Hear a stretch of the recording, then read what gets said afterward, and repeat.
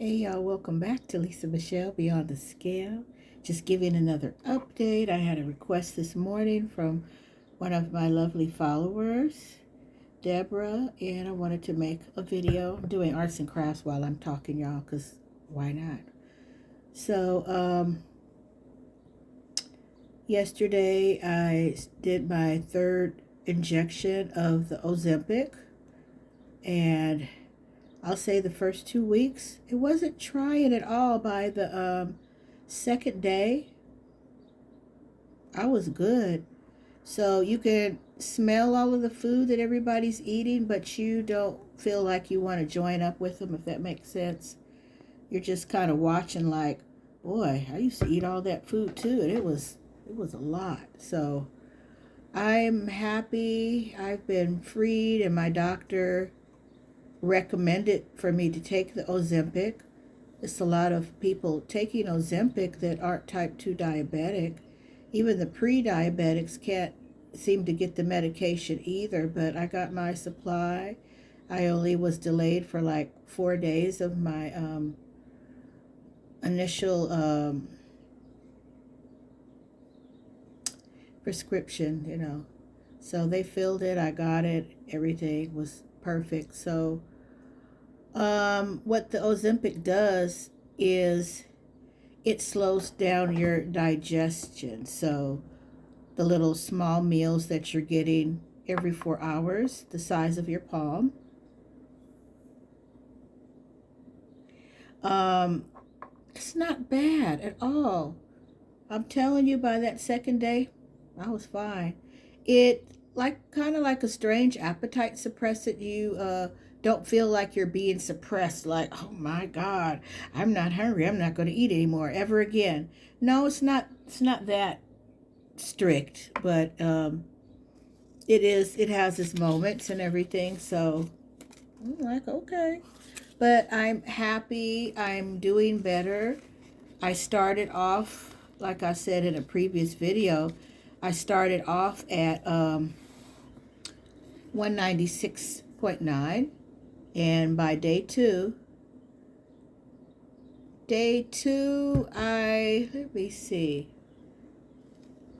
these people call in the middle of my YouTube. Don't nobody ever call me. Um, in the middle of the week, see, they done made me lose my train of thought, y'all. I'm just so sorry. My goodness. Y'all don't call my phone when I'm making a YouTube video. No one ever calls me, but you decide you want to call while YouTube video is recording. So, whatever. Anywho, by the second day of the first week, from 196.9, I was down to 190.4. The 2 days later, that I waited home with no clothes on, because I don't care. But they had me weighing in shoes. I had on jeans. I tried to wear something light. I knew they were going to have me get on that scale, but at the moment, that wasn't going to stop me from going to no Taco Tuesday, because I went to Taco Tuesday, child. Only had one taco, though. I didn't OD on the tacos, but they're really good. I went to Rubio's, and turns out I could still join up with Taco Tuesday if I so choose, because guess what? They have grilled salmon. They have grilled my fish. So I got it without the tortilla. And the portion size that I can have, since everything is the palm of my hand, they have strips of it like this. A order is 2 strips like that. So, yeah. I had one.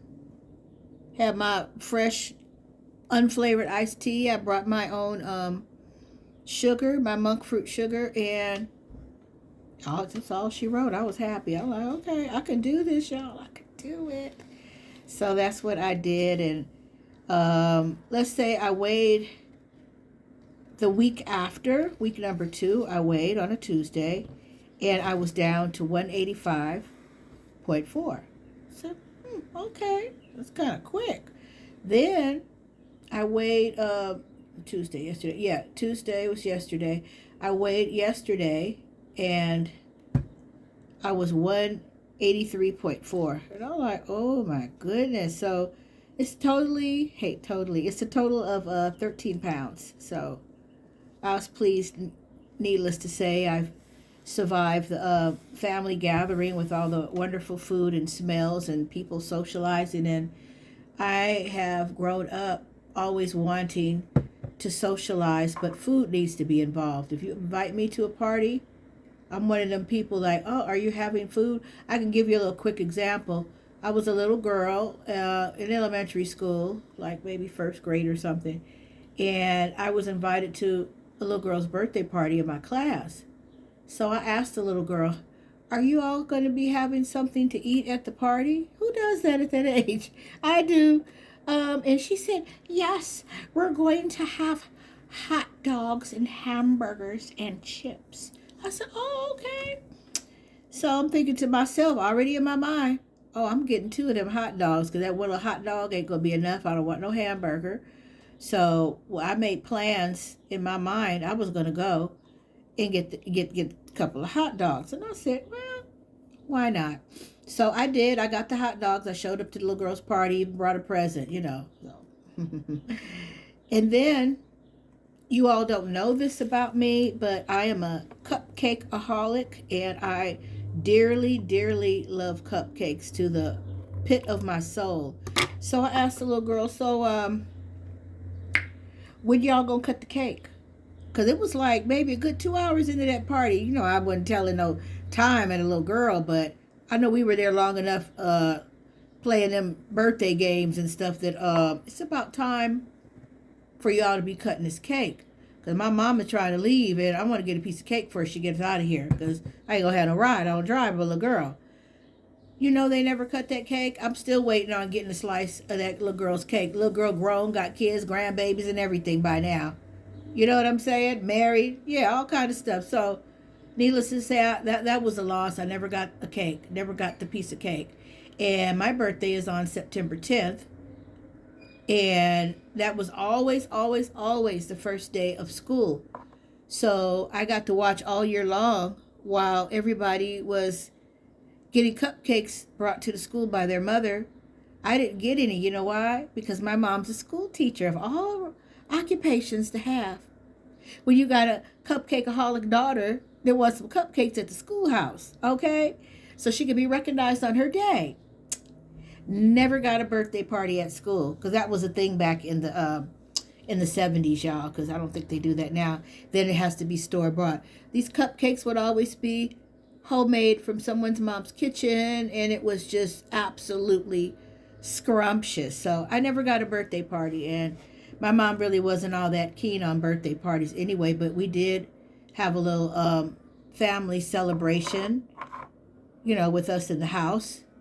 So that's what I got. But I say all that to say that you can socialize. It's going to be trying. You can socialize without food. It's just not all that easy, but it's mind over matter. And I brought some things to do. I brought my painting, and I showed a lot of the young folks up at the family gathering how to paint. This is one of the ones that I did, and they did one too. And when I tell you, it was just absolutely wonderful. So we had a really good time. So yeah, if you all don't know about me, you can go follow me on my artist page at Artistic Diva 722. I'm always over there. So yeah. I just want y'all to know that Ozempic also is not a magic potion. You're not going to just drop weight.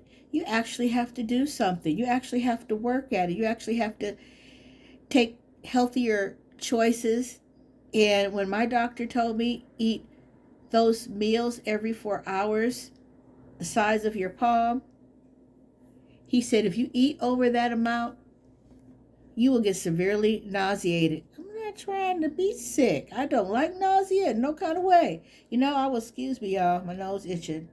I was pregnant once. I have a whole son that's 31. But when I tell you, that nausea ain't nobody's friend, it's nobody's joke. So I don't want to ever feel like that again in my natural life. So guess what? I took heed. Turns out I joined the Ozempic Diabetics for Diabetes for Ozempic group on Facebook. Met a whole bunch of wonderful people. Majority of the people in there, not all of them, but majority, doctor, and they're type 2 diabetic. That's what it's for, to help you control your blood sugar. Get a handle on it, because I needed a handle. Um, Doctor didn't give them no guidelines of what to eat, what not to eat. They're still eating fried food. They're still eating bread, pasta, rice. And you're not supposed to have none of that know-how when you're a diabetic. So I don't know. But you know what? About a month ago, shoot, I was going every other day to the hamburger stand. And I didn't take one of the breads off or get a protein wrap with the lettuce. No, I'm going to have full bread. I'm paying for this hamburger. I'm going to get my bread. So all of that little stuff, you do little increments every little day, it adds up. So when you're eating healthy and smaller portions and healthier portions, guess what? That adds up too, but it adds up in a good way in your favor. And I was taking 12 units of insulin 3 weeks ago, and my blood sugar kept getting lower and lower and lower. And I still was taking the Steglatro, which is a little triangle pill, but they had to up my dosage before I got the Ozempic, because my blood sugars were out of control, and waking up with 200 blood sugar, 180, 171, all kind of high blood sugars when you wake up out of your sleep, that's a no-no. It's supposed to only be like 140 for the whole entire day, so now you know. But that first week on Saturday when they had the family gathering, I got up that morning and tested my blood sugar. It was 59. It's not supposed to be below 70. 70 and below is considered low blood sugar, so do something about it. So let me get these for you really quick. I think somebody might be trying to interrupt my video, and I'm going to be pissed. One of my friends gave me 2 bottles of these. I got strawberry and orange, and there are glucose tablets. So you take the serving size, and the serving size is 4, and that equals up to 15 carbohydrates. So something online says it's called the 15-15 rule, and I hadn't heard about it, but I looked stuff up.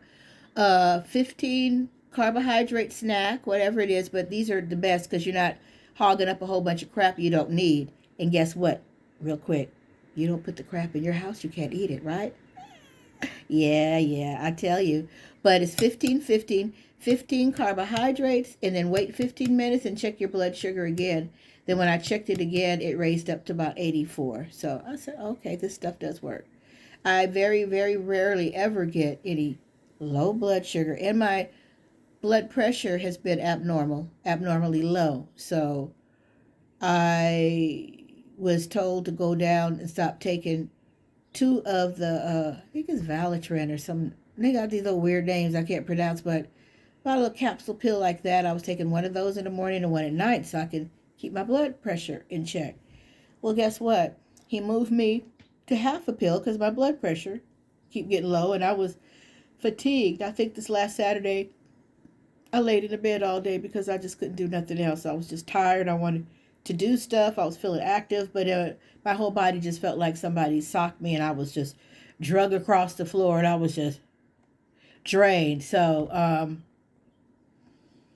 that low blood pressure ain't no joke either. But in 2020, I had a stroke, and I don't want to go back to that area of my life.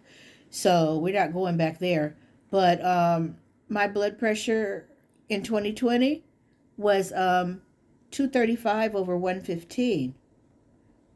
And you know what's funny?